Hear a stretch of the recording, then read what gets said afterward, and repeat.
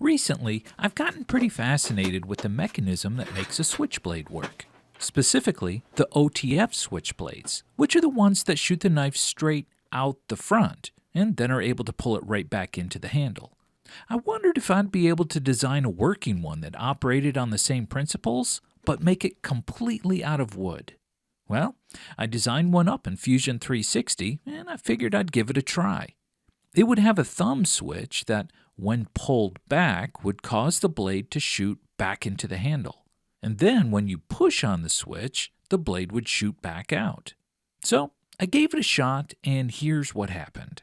The first design I made just straight up didn't work, but I learned a few things. For my second design, I changed some of the pieces. I modified the locking spring a bit, but ultimately, this one didn't work either, so I had to scrap this one too. On my third attempt, I designed an entirely new locking mechanism, and I adjusted the slide a little bit. This one almost worked. It was super close, but I could see exactly where it was failing, so I was excited that I was getting things figured out. Then I made my fourth design, and this one worked, and I was so stoked that I finally got it to function. Check it out. Isn't that awesome? Oh, that's so cool. Now it's time for me to make a nicer looking one and to show you exactly how it works.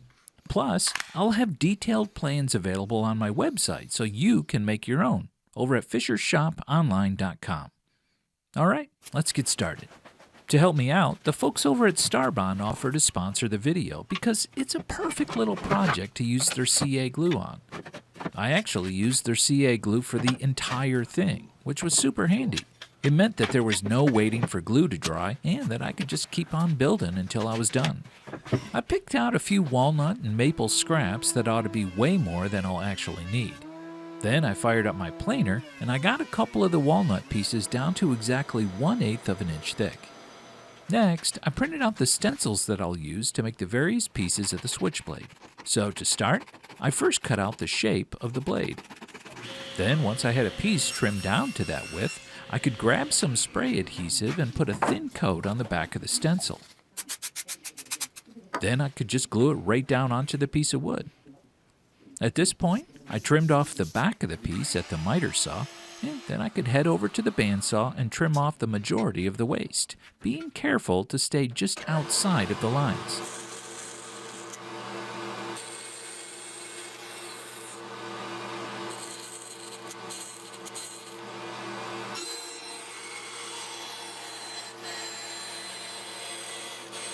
I used the belt sander to make the point of the blade, then I put the piece into the vise and used a file to smooth out all the bandsaw blade marks.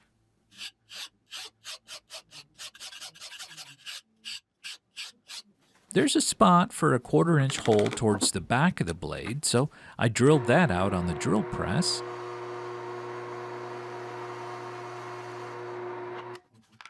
And then I trimmed off a short section of the dowel to get it glued in.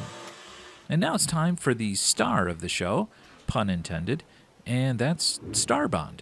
I grabbed some activator and the bottle of the medium viscosity glue and got the dowel fastened in. Now, if you don't know, this CA glue is a very fast-acting super glue that dries almost instantly when you spray on the activator. I use it for tons of stuff around the shop, and it's perfect for a project like this. Next up, I needed to make the slide.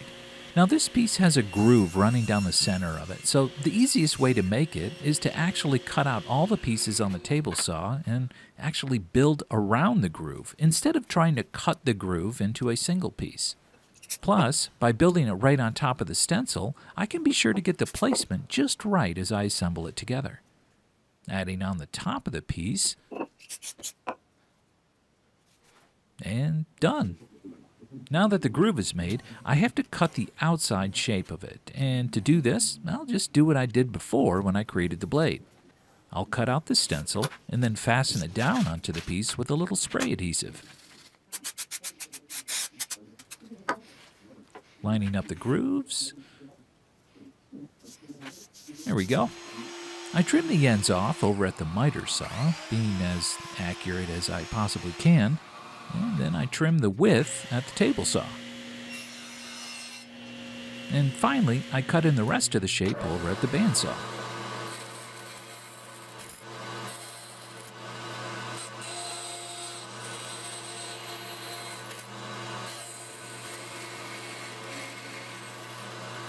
Then, just like the other piece, I used a file to smooth it out and to get rid of those bandsaw blade marks. Now I can place it down on top of the stencil, and it should match up perfectly. And then I can glue on a little thumb tab at the top.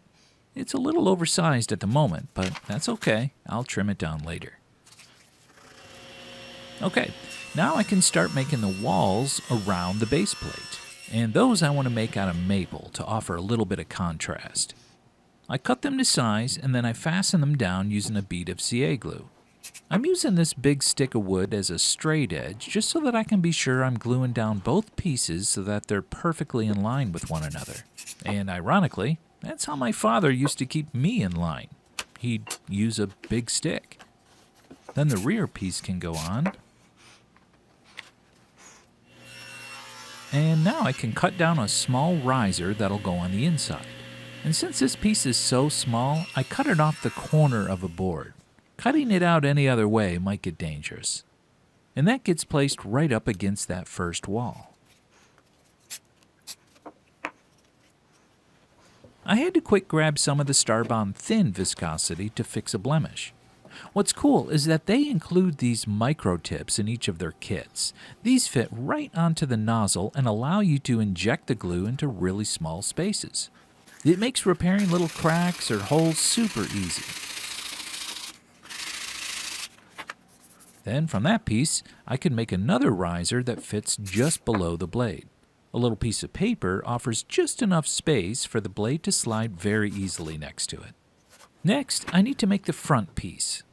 This one will have a small gap in it so the blade can pass through it. So I need to adjust the height of my table saw blade to be just higher than the thickness of the wooden blade.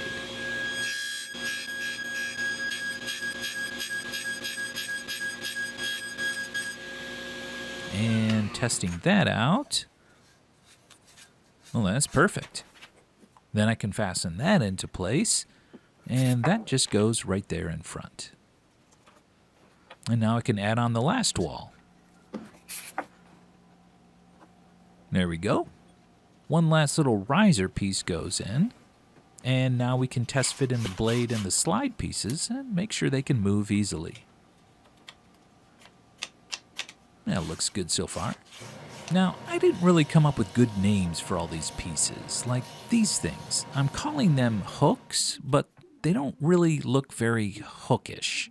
But they are what you hook rubber bands around, so I guess it sort of works. Anyways, I take the cap off my glue and, those caps? They have little pins in them to keep the nozzles from ever getting clogged up, which is pretty cool. Anyway, I get the hooks glued down onto the slide just on either side of the groove, and I use the stencil to show me exactly where they needed to be placed. Next, I made this super tiny little piece that needs to get glued into place, and that goes with the locking pins, which I'll be making next.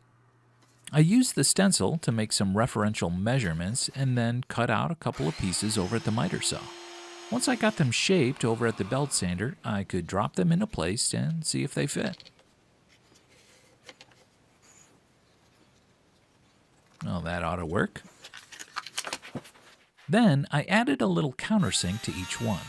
These are for the knots of the rubber band to go into. And you're like, what rubber band? Well, I haven't gotten that far yet, so why don't you just hold your horses, okay? See, I needed to figure out how to make these little locking pins spring up without actually using springs. So I came up with the idea of hooking them together with a rubber band. This should work, but it'll mean that they won't be able to lay flat because the knot of the rubber band would get in the way, hence the countersinks. And now I can give them a test fit. Get in there. All right. Well, that works really well. All right, now I can add a couple rubber bands around the hooks on the slide and give this thing a try for the first time.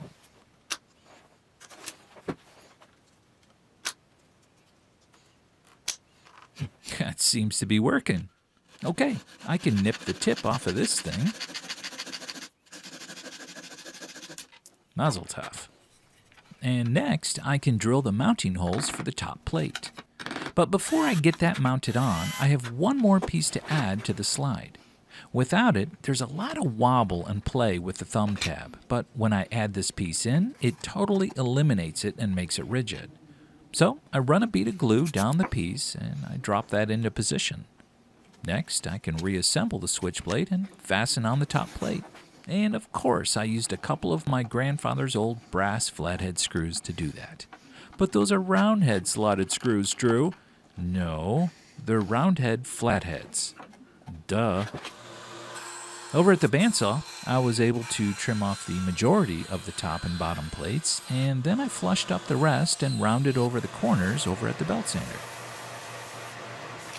Okay, now I can drop the blade in, put the slide on top, add the locking pins, and then put on the top. But now I gotta make the thumb switch. For that, I figured I could glue together some tiny maple and walnut pieces that would fit around the existing tab. It'll sort of look like the rest of the switchblade, but the colors will be opposite. It should look pretty neat. Once I got it glued together, I could trim off the excess with a flush trim saw, and then shape the rest of it over at the belt sander. And when that was sanded smooth, I could glue that into position, being super careful to not accidentally glue the entire slide to the body of the switchblade. That would be bad. All right, now it's time for finish. And for that, I just stole my neighbor's toothbrush and scrubbed in some of this hard wax oil. It's super easy to apply. The oil brings out the deep, rich tones of the wood, and the wax essentially seals it in. Then, once it's had some time to sit and to soak in for a while, you can wipe off the excess and buff it with a clean rag to leave it smooth as glass. Man, just look how well that turned out. I'm just now realizing how much it actually looks like an ice cream sandwich. The thumb switch turned out pretty cool, and I like how it mirrors the look of the rest of the knife. The brass screws certainly add some character, and how could I go wrong using figured walnut? All in all, I'm really pleased with how it turned out. I love it. But does it work? Yup. Man, that's fun. All right, so here's how it works. First, you have the blade, which has two notches in the bottom, one for when it's deployed and one for when it's retracted. The blade sits down between the risers and can slide freely until the forward notch hits the front wall, or slide back until it hits the back wall. Next, you have the two locking pins that fit in like so. Because of the rubber band, both pins always want to push up. The countersinks on the back of the pins should allow them to be pushed down flat. With the rear pin up, the blade can't be moved forward. It needs to be pushed down for the blade to then slide forward until the other pin locks the blade in the out position. And now it's locked and can't slide back. This forward locking pin needs to be depressed, and then the blade can retract all the way until once again it locks in the back position. Now you have the slide piece. The slide has these two angled sections along the bottom. These are the things that push down on the locking pins. Also, the slide has these rubber bands that go around the small dowel that's on the blade. When the slide moves forward, the angled section pushes down on the locking pin. At the same time, the rubber bands stretch around the dowel, creating tension. Once the locking pin is pushed down far enough, the tension from the rubber bands is released and the blade shoots forward. All right, let me put this into place and I'll show you. Okay, so as I'm pushing the thumb switch forward, you can already see that the rubber bands are stretching around the dowel. Also, you can see the locking pin is just starting to get pushed down. When I push it forward enough, the pin releases and the blade shoots out. And to retract the blade, it works the same way. You can see the rubber band stretching, and the pin gets pushed down. All right, now that you know how it works, here's some real-time footage of it functioning.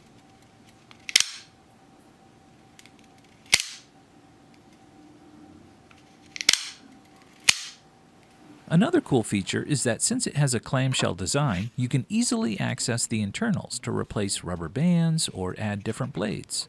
For example, the days of me mugging people in dark alleys is long behind me, so I actually replaced the blade in mine with something a bit more useful. How cool is that? So this was a fun project, and like I said, I'll have detailed step-by-step plans and stencils available on my website if you'd like to make one for yourself. They're super cheap, at just $5, and it helps support the channel. So head over to fishershoponline.com and check it out. There's a ton of other plans out there too as well for lots of other projects that you might like. I want to give a big thanks to Starbond for sponsoring the video and for making such an awesome product. Their CA glue is really amazing and one of the staples of my shop.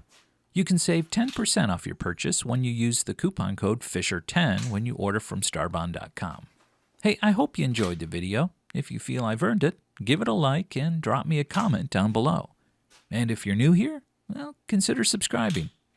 Well, I've got a lot of other random things to measure, so until next time, take care, and I'll see you later.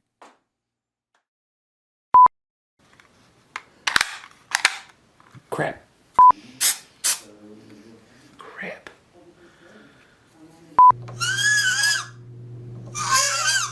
Squeaky one. Oh, crap. I just meant to focus. Oops. Focus on the hand.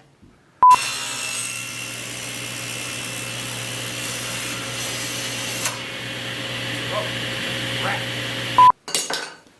Oh, crap. Oh, crap.